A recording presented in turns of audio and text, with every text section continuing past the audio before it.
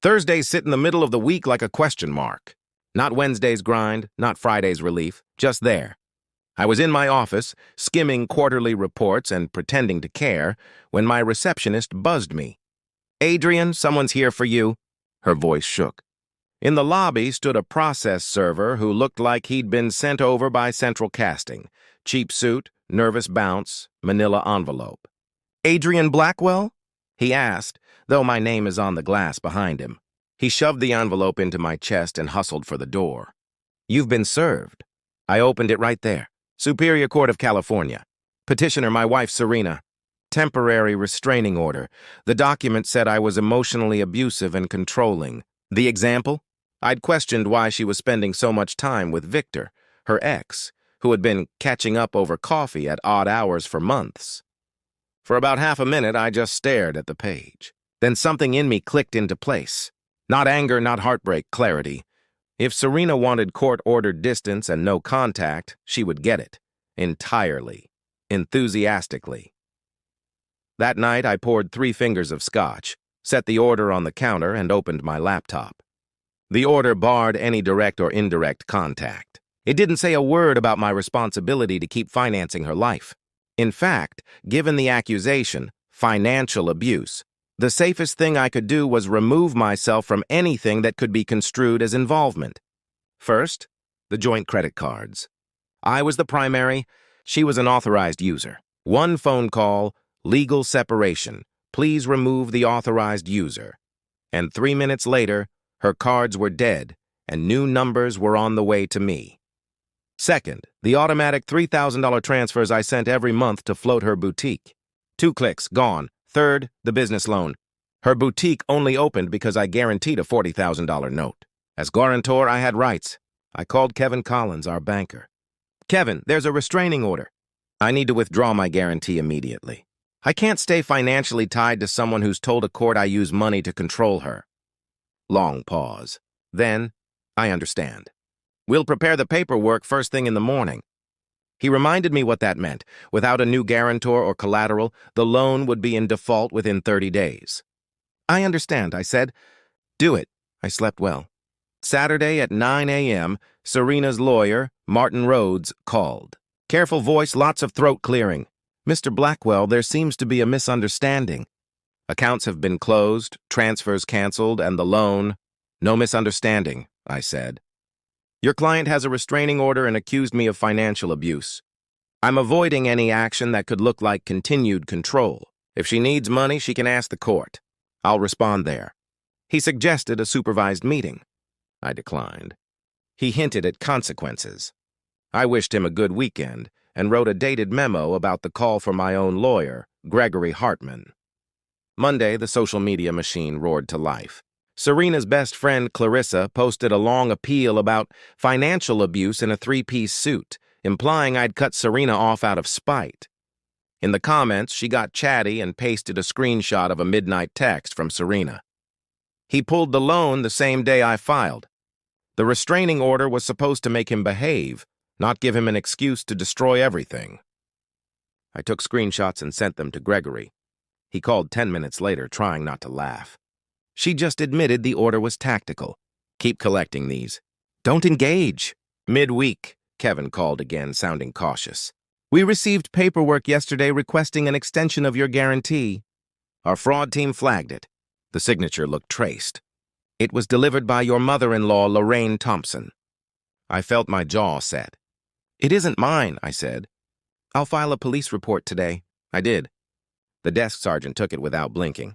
"Fraud is fraud," she said. "Family doesn't change that." 2 days later, Detective Martinez called. "We've arrested Ms. Thompson for forgery and attempted fraud. We also found additional forms seeking your insurance details with forged authorizations." Later that day, Gregory forwarded text messages the police had pulled from Lorraine's phone, a running thread with Serena. It started with cash flow complaints and then slid into planning. "Can't you just sign his name to extend the loan?" Lorraine wrote. "Mom, that's illegal," Serena replied.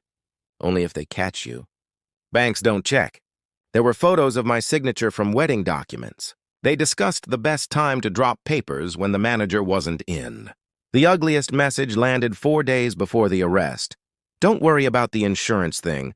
I found his policy numbers in your wedding folder. If we can't get the loan extended, maybe there are other options. Men his age have heart attacks all the time. It wasn't a direct threat, but it froze my spine. Gregory's reaction was clinical. It shows a pattern, Adrian.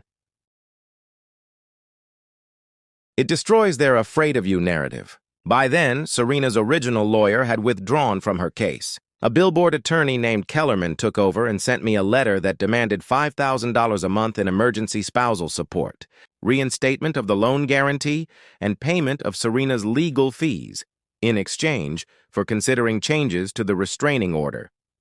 Gregory's reply was 2 pages of professional steel. My continued financial involvement had been labeled abusive by the petitioner. Inserting me back into her finances would contradict her claims and the spirit of the order. Any support discussion could occur only after the order was withdrawn and trust was rebuilt through lawful conduct. In short, no. While all this churned, Serena posted healing content, spas and self-care, while claiming I'd made her destitute.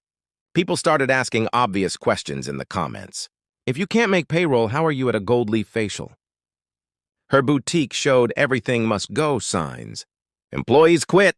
My barber, who knows everything before the paper does, mentioned 2 walked out mid-shift when pay didn't clear. I drove past once and saw Serena through the window, on the phone, pacing. I took a photo of the signs for my records and kept driving.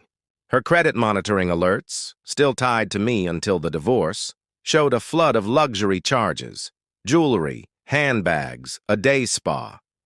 Gregory's voice shook with disbelief. She's about to default on a loan and she's buying Tiffany bracelets. Got it. In the middle of it all, Serena's father called me. We'd met twice. Adrian, it's Edward, he said, voice steady. I went through the same with Lorraine. Restraining orders for leverage, forged signatures, the whole pattern. Don't cave. I thanked him. It helped to hear it from someone who'd been there. Day 26, 4 days from the default, Serena blew up. Melissa buzzed my office. She's here. She's yelling. When I stepped into the lobby, Serena spun and pointed at me, hair wild, eyes red. This is your fault. You're destroying my business. Fix it. Serena, I said, there's a restraining order. I don't care about your restraining order. Security escorted her out. Patrol officers met her in the parking lot. She left in the back of a squad car for violating the very order she'd filed. The next morning, Lorraine tried a sidewalk press conference about systemic financial abuse. A reporter asked, "Weren't you just arrested for forging his signature?" The clip went local viral and then died. The boutique closed a week later. Inventory seized. Doors locked. 6 months passed. The dust settled. Lorraine pled out and got 18 months.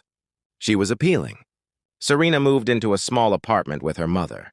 The restraining order had 9 months left. Kellerman still sent thick letters about support.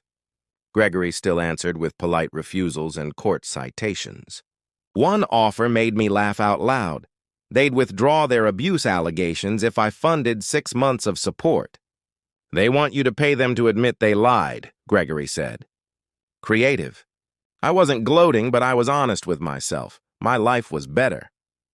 The $4,000 a month I used to send to Serena and her boutique was now split between investments and small luxuries I actually enjoyed. I took a cooking class. I hiked on weekends. I bought an espresso machine and learned how to make coffee I looked forward to. My phone no longer lit up with urgent money requests. My home felt quiet in the right way. Looking back, the sequence is simple. I questioned my wife's renewed closeness with an ex. She filed a restraining order and called my financial support abuse. I complied, fully and fast. I closed the accounts where I was the responsible party, canceled the free money to a failing business, and withdrew a guarantee I was no longer safe to hold. I documented everything. When her team tried to keep the benefits while ratcheting up the accusations, they exposed the strategy themselves. First on social media, then with forged documents. The forgery turned the tide. It changed the story from he said, she said to what it was, a pattern of manipulation. It pulled her first lawyer off the case, forced a public arrest, and gave the court a reason to treat her later claims with skepticism. When Serena escalated by breaking her own order, the last of her credibility walked out the door with her. I learned a few things. First, If someone paints you as controlling, don't argue. Stop controlling anything. Quit cleanly. Document why. Let the paper trail speak. Second, banks and courts speak a language that is colder than social media but more durable. Use that language.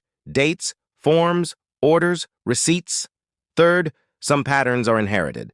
Hearing Serena's father name what he'd lived through made it easier to stop trying to fix behavior I didn't cause and couldn't change. And finally, peace is a real thing. It has a sound. Mine is the hiss of a milk frother in the morning, the quiet of a house where no one is demanding your attention or your money, and the steady hum of a life that no longer revolves around someone else's drama. The restraining order that was meant to box me in turned out to be the cleanest exit ramp I could have asked for. She wanted distance. I gave it to her, legally, completely. The fallout wasn't mine to manage. It landed where it belonged. People say Thursdays are the awkward middle child of the week. Not anymore. When I think of that Thursday, the day I was served, I don't feel dread. I feel the exact moment a knot loosened. If you're wondering about Victor, I heard he moved on. People like Serena and Lorraine always look for new guarantors, financial or emotional. I'm no longer available for either. I didn't win anything in court except my own time back. That's enough. The house is quiet. The coffee's good. The phone stays on silent at night. And for the first time in a long time, the weekend plans I make are mine.